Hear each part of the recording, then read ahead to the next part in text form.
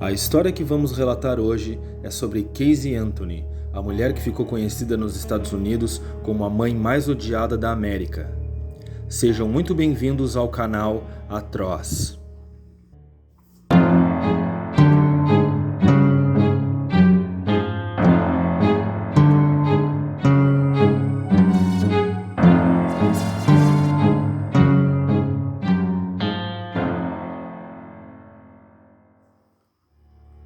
No dia 9 de agosto de 2005, em Orlando, na Flórida, Casey Anthony, então com 19 anos, dá à luz a Kelly Marie Anthony. No início da gravidez, os pais de Casey, Cindy e George, tiveram dificuldade para aceitar a gravidez precoce da filha, e ela própria também, já que havia cogitado dar seu bebê para adoção. Porém, foi incentivada por seus pais a ficar com sua filha. Eles ajudariam a criá-la e dariam todo o suporte necessário. George era um policial aposentado e Cindy era enfermeira. Poderiam então oferecer uma boa estrutura para sua neta. Eles a amavam e eram muito apegados à menina. Já Casey levava uma vida desregrada. Ela adorava ir a festas e passava dias fora de casa, mas nos momentos em que era vista com a filha, parecia ser uma mãe amorosa. Não se sabe quem era o pai de Kelly. O rapaz que Casey namorava na época chegou a fazer o teste de DNA, mas o resultado deu negativo. Cindy chegou a dar o nome de um ex-namorado de sua filha que poderia ser o pai, mas ele já havia morrido em um acidente de carro. A vida desregrada de Casey era motivo de brigas com seus pais. Eles eram contrários a esse estilo de vida e o seu modo de criar a filha. Então, em uma dessas brigas, ela resolve pegar sua filha Kelly e ir morar em outro lugar. O contato dos avós com Kelly diminui. Quando ligavam, Casey sempre dava desculpas. Dizia que a menina estava no banho, ou que estavam com a babá. Chegou a um momento que não conseguiam mais falar com a neta. Até que em julho de 2008, eles recebem um comunicado dizendo que o carro da família, que estava sendo usado por Casey, tinha sido encontrado e deixado em um estacionamento público, e que eles teriam que pagar uma multa para retirá-lo de lá.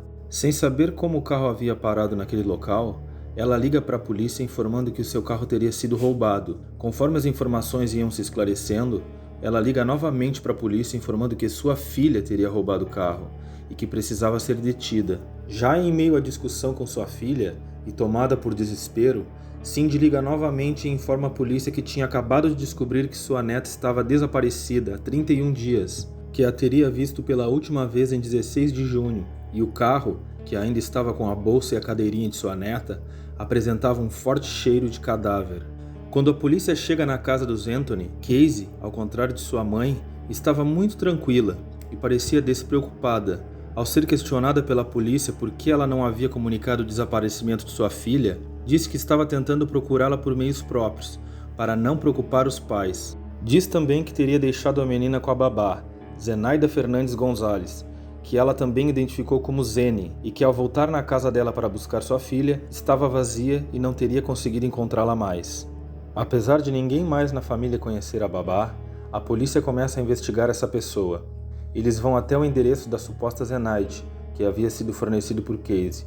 O síndico do condomínio informa que já fazia muito tempo que a casa que ela dizia ser de Zenaide estava completamente vazia. Casey fez uma descrição detalhada de Zenaide para que a polícia fizesse um retrato falado. Eles encontram uma pessoa com o mesmo nome, em uma cidade que ficava a 40 minutos de Orlando. Apesar disso, ela não tinha nenhum envolvimento com o caso, e assim foram sendo descobertas as mentiras de Casey, uma após a outra.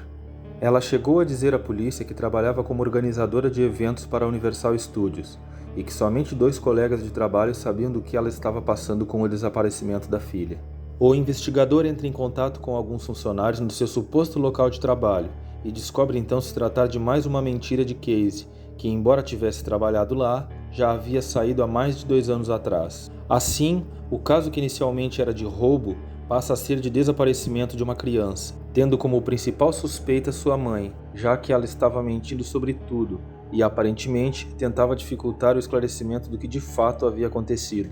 Casey então é detida e, após pagar fiança, vai para a casa dos pais, causando grande indignação na população.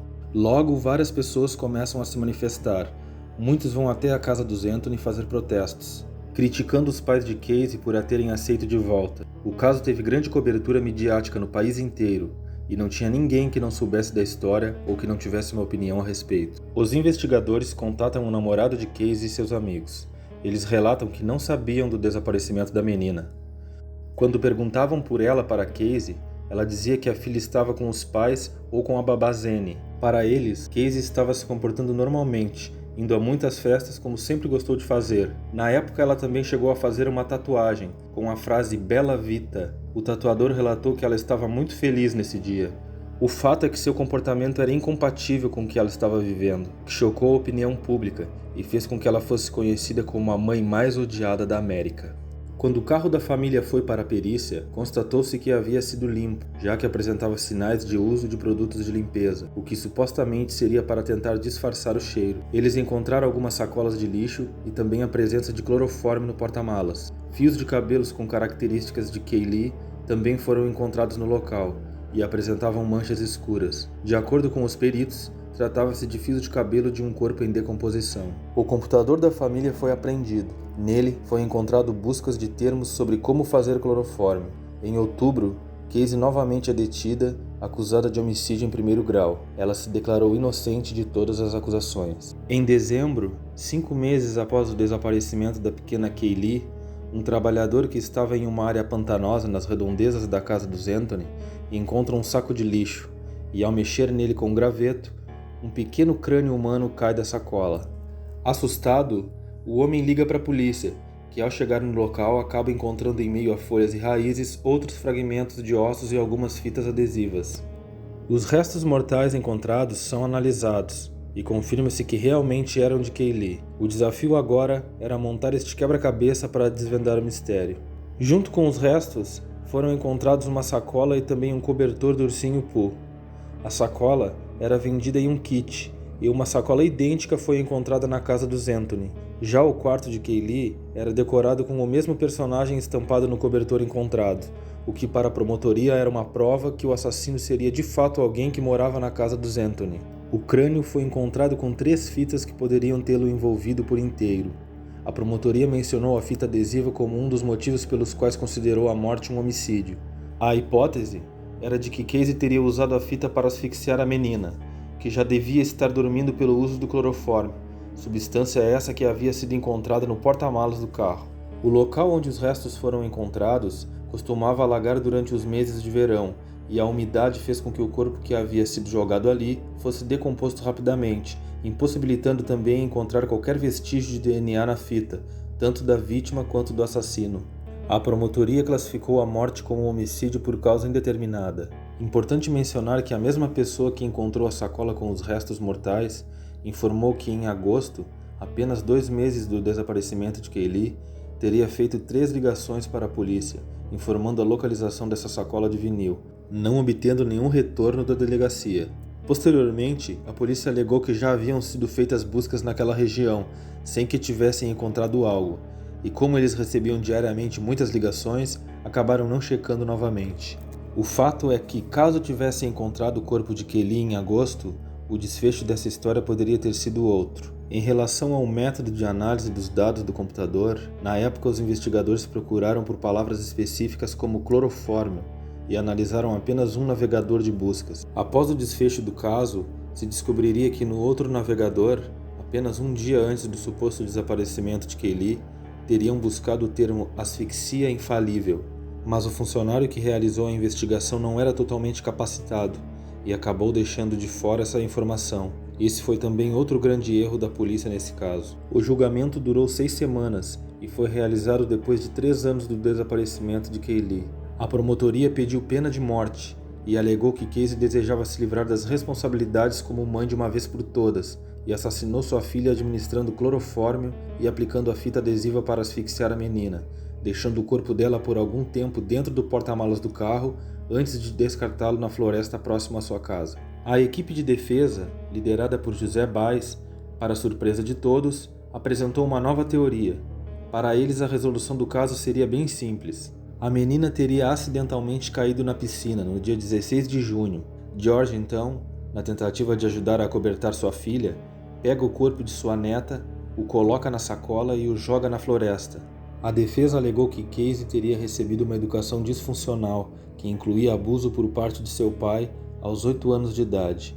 Assim, devido ao trauma que havia sofrido, ela teria aprendido a mentir e dissimular sobre tudo o que acontecia em sua vida. Para eles, seu comportamento inadequado era justificado devido aos problemas psicológicos que teria desenvolvido. A defesa não apresentou evidências de que ela teria sofrido abuso. O pai dela negou todas as acusações.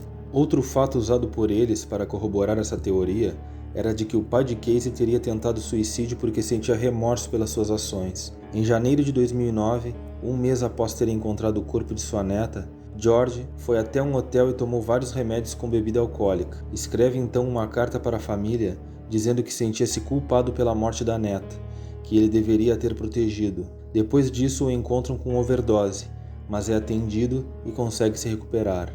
Esse foi um caso de grande complexidade jurídica. O ônus da prova era da promotoria, e todas as provas que eles usavam, a defesa rebatia. Eles questionavam os métodos usados na perícia do carro, do fio de cabelo, da análise de dados do computador, e até mesmo na situação em que o corpo foi encontrado, eles alegaram que a testemunha teria alterado as provas ao mexer na sacola com o graveto. Eles só precisavam causar dúvida no júri, porque provas que ligassem diretamente Casey ao assassinato não existiam, apesar de todas as circunstâncias apontarem para isso. A mãe de Casey disse no tribunal que tinha dúvida se o cheiro que havia sentido no porta-malas do carro seria mesmo de cadáver. Ela voltou atrás no que havia falado e disse que poderia se tratar de cheiro de pizza estragada.